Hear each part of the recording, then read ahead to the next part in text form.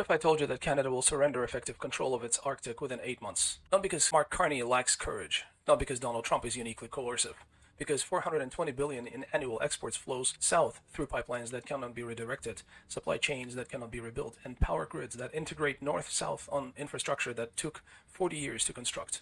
The negotiation is already over. What remains is the theater of managed capitulation and the branding of subordination as partnership. Here is the arithmetic that determines the outcome before the first tariff lands. The deals that don't add up. According to Carney's speech at Davos, in 6 months he managed to sign 12 trade agreements, strategic partnerships with China, Qatar, the European Union, free trade negotiations launched with India, ASEAN, Thailand, Mercosur, 70 billion in investment commitments, headlines about bold leadership and middle power coalitions. Mark Carney's Davos speech called it pragmatic realism, the end of the rules-based order, a pivot toward diversification, a promising future co-development. However, the numbers call it something else. China deal, 4 to 4.5 billion in canola and seafood exports, temporary relief expiring December 2026 unless Beijing extends it. EU expansion, 5 to 10 billion incremental growth over 3 years through CETA deepening. ASEAN, Mercosur, India, negotiations started, not concluded. Optimistically, 16 to 30 billion in new export markets by 2030 if ratification succeeds, economic conditions cooperate, and nothing derails. Perfect execution. Everything breaks right. Every negotiation closes favorably. Total new export capacity by 2030, 27 to 48.5 billion. Canada's annual exports to the United States equals 420 billion. Carney needs to replace $100 of dependency, and he found only 11 over the past 5 years. This isn't diversification. This is buying time for a negotiation Canada cannot win. Why geography owns the outcome? 170 billion of Canadian exports to the United States are energy. Oil flows through pipelines aimed south. Natural gas travels through infrastructure built for cross-border integration.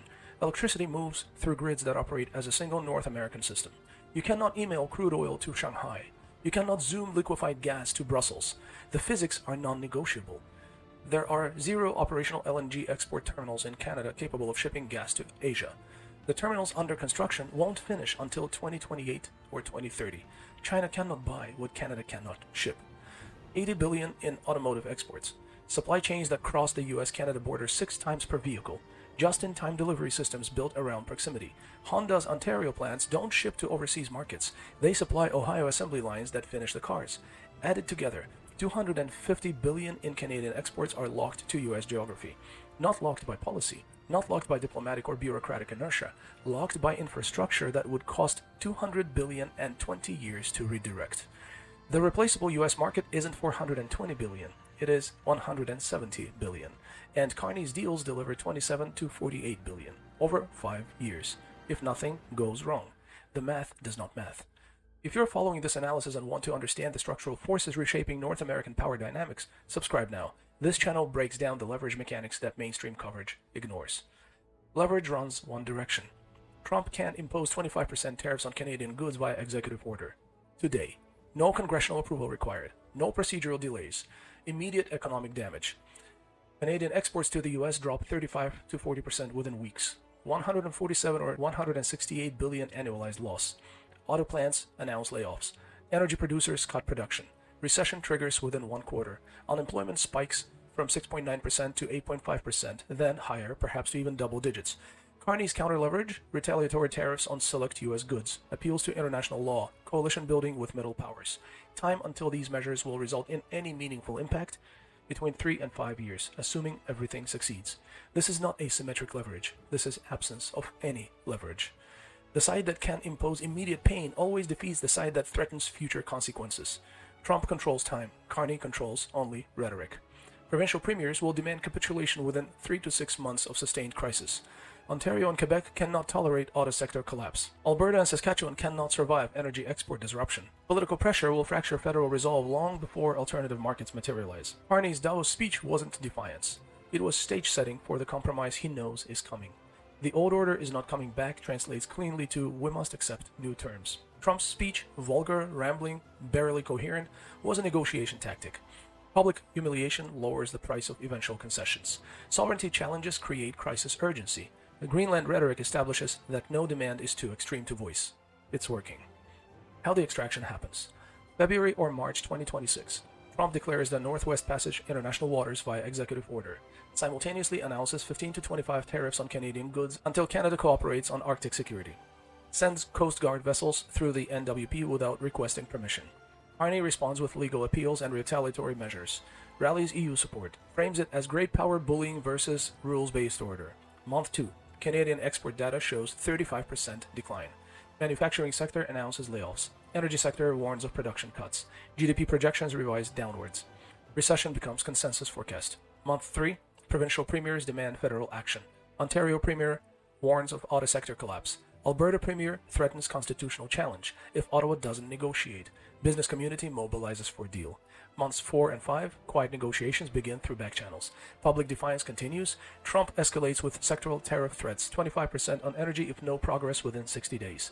Months 6 and 7, framework deal emerges. Branded as Joint U.S.-Canada Arctic Security Initiative or North American Strategic Partnership. What Canada receives is tariff reduction from 25 to 10%, infrastructure investment commitments, public statements about sovereignty and partnership, economic stabilization. What the United States extracts? 3 permanent U.S. military installations in Canadian Arctic. Not joint command, U.S. command with Canadian liaison presence. U.S. approval rights over all significant Arctic shipping and resource development permits. Technically consultative, functionally veto power. Priority access for U.S. companies to Canadian Arctic resource extraction opportunities. National treatment provisions that favor American firms in practice. Prohibition on Chinese participation in Canadian Arctic development. Extends to technology, infrastructure, and investment across northern Canada. U.S. consultative rights over Canadian energy export volumes and destinations. Prevents large-scale pivot to Asian markets without American approval. Canadian defense spending increased to 2.5 or 3% of GDP by 2028. Current spending, 1.4%. Increased 20 to 30 billion annually. Resources diverted from healthcare, infrastructure, social programs. This isn't hypothetical. This is the primary path. Probability 70 to 80%. Alternative scenarios exist. Pure sectoral strangulation without broad agreement. NATO structured framework at July 2026 summit. Full decoupling disaster if Carney refuses everything. But they converge on the same destination with different timelines and pain levels. The extraction is inevitable. The packaging is negotiable. If this analysis is clarifying the actual stakes in ways you haven't seen elsewhere, consider this. The same leverage dynamics are playing out simultaneously with Greenland, Venezuela, and the EU. Understanding one reveals the pattern. For deeper analysis that connects these threads, subscribe for the breakdowns no one else is publishing. The price of conditional sovereignty. Annual cost to Canada. Arctic resource access restrictions. 10 to 20 billion in opportunity cost from block development and reduced negotiating power with foreign companies. Energy export controls, 15 to 25 billion from inability to pivot sales to premium Asian markets without US approval. Permanent tariffs asymmetry, 20 to 30 billion from baseline 5% tariffs versus previous zero tariff USMCA access. Reduced competitiveness compounds annually. Defense spending mandate, 20 to 30 billion in new annual budget obligations. Structural fiscal constraint for decades. Chinese investment prohibitions, 10 to 15 billion in lost capital inflows for infrastructure, technology, and resource development. Total direct costs, 75 to 115 billion annually. Plus U.S. military occupation of Canadian Arctic, effective veto over resource policy, approval requirements on major trade agreements, integrated defense command under U.S. leadership. Canada retains legal sovereignty claims, UN voting rights, international recognition, ability to conduct independent foreign policy in non-strategic domains, domestic governance autonomy except where constrained above. This pattern has precedent. The Philippines retained sovereignty over 1947 while hosting permanent U.S. military bases under 99-year leases. South Korea maintains independent government while operating under U.S. operational control of combined forces during wartime. These arrangements persist because the alternative, economic isolation or security abandonment, cost more than the accommodation. Conditional sovereignty is still sovereignty. It's also still conditional. What Davos actually revealed. Carney's speech was eloquent, morally compelling, historically literate, called for middle powers to unite against coercion, emphasized values-based pragmatism and coalition building. It was also a farewell address, if you didn't notice. Every key phrase signaled acceptance of new terms. Instead of, "We will adhere to the old order," he said, "The old order is not coming back," not a battle cry. Instead of, "We shall fight," he said, "We must be pragmatic," not defiant. Instead of saying Canada will lead in preserving the world's stability, he admits we take the world as it is, not as we wish it to be. He was preparing Canadians for the deal. Trump's speech, incoherent rambling about Greenland, 4 mispronunciations of Iceland, personal attacks on Carney, threats to withdraw from alliances. Also, textbook coercive negotiation. Public humiliation lowers the eventual settlement price. Outrageous demands make reasonable demands seem generous. Creating crisis urgency shortens the timeline before resistance fractures. The media framed it as clash of worldviews, democracy versus authoritarianism, rules versus power. It was actually two men describing the same outcome from different positions. One preparing his domestic audience for concessions, the other setting terms for the concessions he will accept. The negotiation already happened. What remains is implementation timeline and public relations. Why this ends one way? Canada cannot survive full economic decoupling from the United States. The numbers are not debatable. 65 to 70% of exports locked to US by geography and supply chain integration. Alternative markets require 5 to 10 years to develop and replace 35% at max.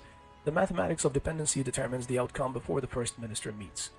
Trump can impose immediate, severe pain. Carney's countermeasures require years to generate any meaningful impact. Time asymmetry creates leverage asymmetry. Provincial governments will fracture federal resistance within 6 months of sustained crisis. Regional economic pain overrides national sovereignty posturing. This is not speculation. It is the documented behavior of federal systems under asymmetric economic pressure. Therefore, according to my calculations, Carney signs a framework agreement by August 2026. It carries language about partnership, mutual security, and Arctic cooperation. It delivers effective U.S. control over Canadian Arctic policy, resource development, and energy export strategy. It increases Canadian defense spending by 20 to 30 billion annually. It creates permanent U.S. military presence on Canadian soil. And it gets sold domestically as successful negotiation that preserved sovereignty while preventing economic catastrophe. Because the alternative is 8 to 10% GDP contraction, 15% unemployment, and a depression that collapses the government within 18 months. This is not sovereignty versus submission. That choice already passed. This is choosing the terms of accommodation versus having them imposed during economic freefall. Geography determined the outcome. The speeches in Davos just made it visible.